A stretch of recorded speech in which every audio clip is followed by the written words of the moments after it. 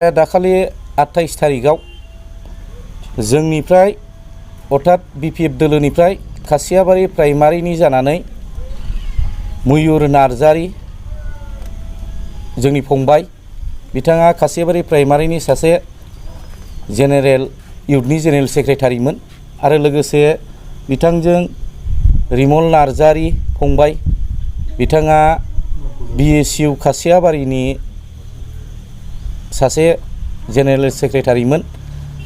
बिथांमोना गावसिनि आफाङाव कयेकजन 8-10 जनसो मानसि लानानै थांनाय मार्च दाननि 28 तारिख खालि इउपिपिएलनि जायनाखि गरामि आफादगिरि आथिखालनि प्रमद बर' बिथांजों बिथांनि थाग्रा जायगा चन्द्रपारायाव बिथांनि मावखुलियाव लोगो लायनानै जे गावसोरखौ गथायदों बा सारेन्डार खालामहैदों बेबायदि मोनसे उपप्रचार जोङो बेखौ मिडिया ससियेल मिडियानि गेजेरजों नुदोंमोन।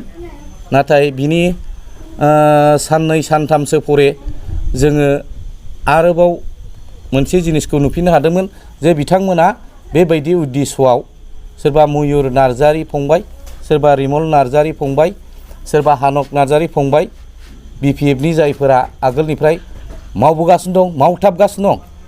दिनैसिम बिपिएफआ पावाराव गैयाबा बिसोर नांथाबनानै दं। बिथांमोना दिनैसिम बेबायदि गावसोरखौ गथायनो उद्देश्यआव थाङाखैमोन बेखौ जोङो मिथिदों आरो बिथांमोना जोंनो मिथिहोदों।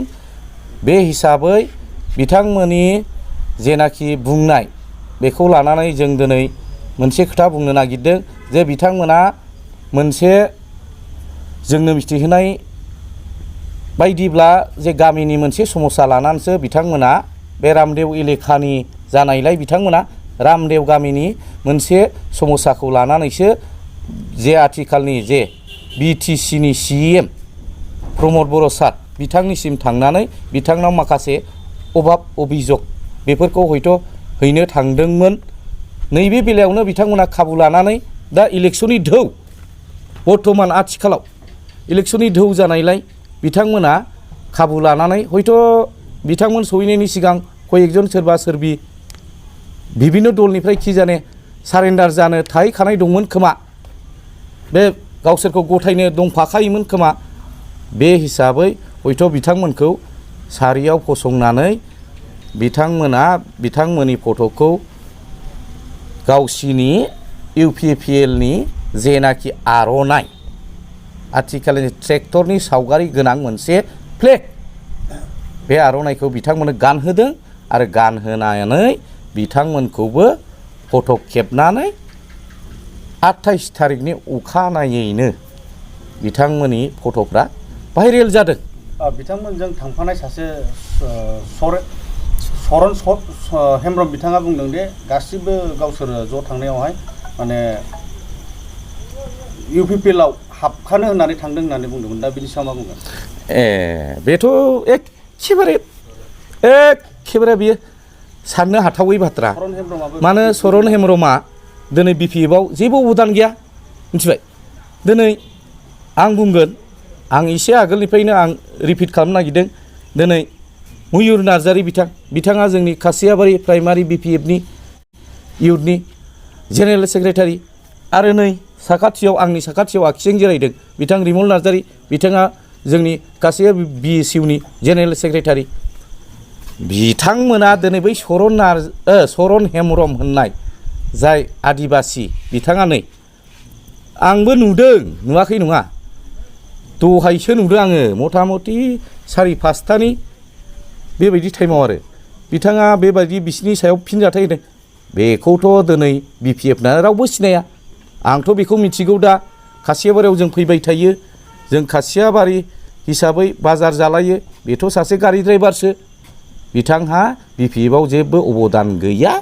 बियो दिनै बिपिएफखौ हाजारखिया बै अबेबा दलाव थांनानै आंबो बिपिएफनिमोन होनबा बेखौ रावबो गनाया आरो बेखौ रावबो सिनाया।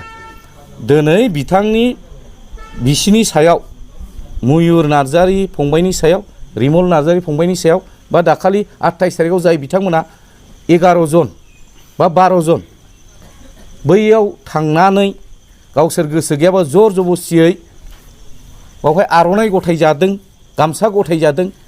बिथांमोननि दलनि गेजेरावनो सोरबा सोरबा बे चरन हेम्ब्रमखौ रावबो सिनाया। दिनै बिथाङा गारि ड्राइभारसो।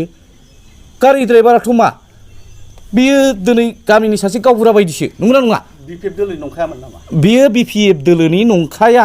सिगांफोराव कि जाने बिपिएफ दोलखौ मालाबा समर्थन खालामदोंबा बे बिनि खोथा, बेखौ जोंहा बुंनांगौ गैया।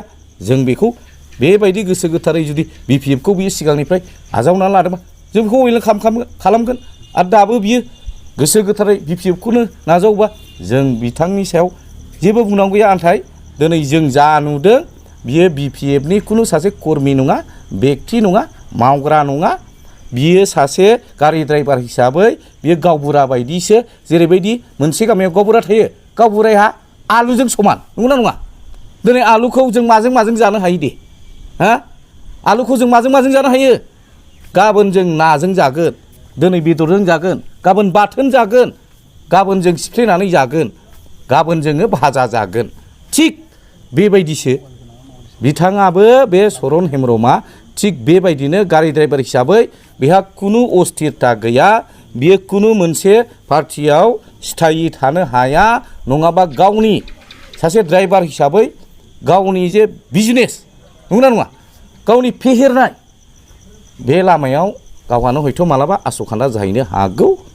ओंखायनो आं बुंदों बे चरन हेम्ब्रम होननाया बा चरन हेम्ब्रम बिथाङा दिनै जोंनि दाखालि 28 थारिखआव थांनाय जाय फंबायफोर कासियाबारि बिपिएफनि जाय कर्मकर्ताफोर बिथांमोना दिनै जोंजोंनो इनिसियेटिभ पुरा गोसो होनानै खामानि मावग्रा बिथांमोना जोंजों मावनो साखाफारा सिगांनिफ्रायनोखा, दाबो साखाफाराखा।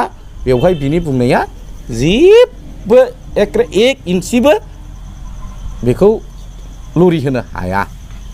आरो आङो जोबथारनायाव बे ससियेल मिडियानि गेजेरजों मोनसे खोथा मिथिहोनो नागिरदों रायजोफोरनि गेजेराव, जे जोंहा मैया चरन हेम्ब्रम सासे बेक्तिया जे मयुर नार्जारिखौल' दाखालि 28 थारिखआव 12 जन बा 14 जन सारेन्डार जाहैनायनि गेजेराव बिथाङाल' बिपिएफआव गिदिंफिनदों, माखासेया इउपिपिएलनो दं होननाय खोथाया बियो एखेबारे भित्तिहीन, बियो एखेबारे नंखाय।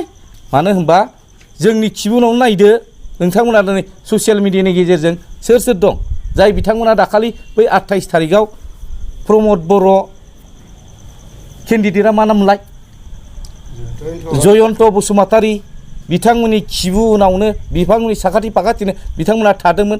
बे फंबायफोरानो जोंजों लोगोसेयाव दं। अब्ला दिनै